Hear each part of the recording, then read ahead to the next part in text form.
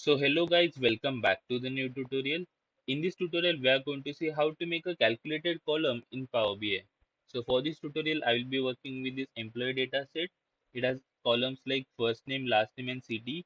So over here, we have two separate columns for employee name. What if we want only single column which will contain full name of an employee? So let's see how we can make a calculated column for that. So for that, go to dashboard pane, and on the right hand side we have field section. So over there your data set will be there.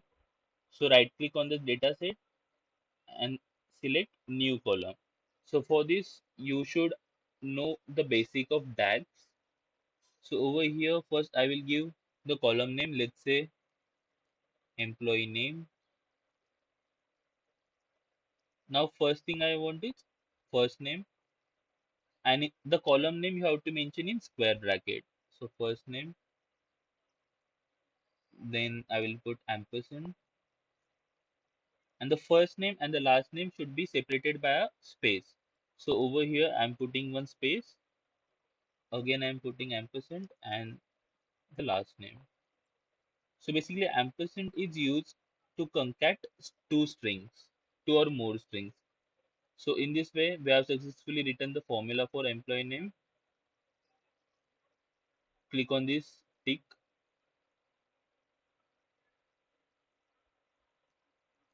and as you guys can see we have successfully created a column whose name is employee name.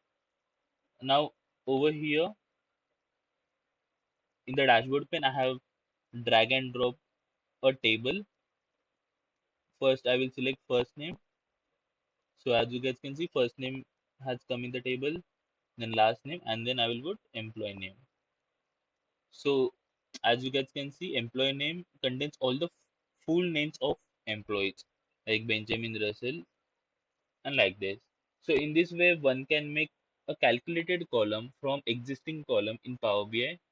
Thank you so much for watching this video. Stay tuned for more upcoming videos.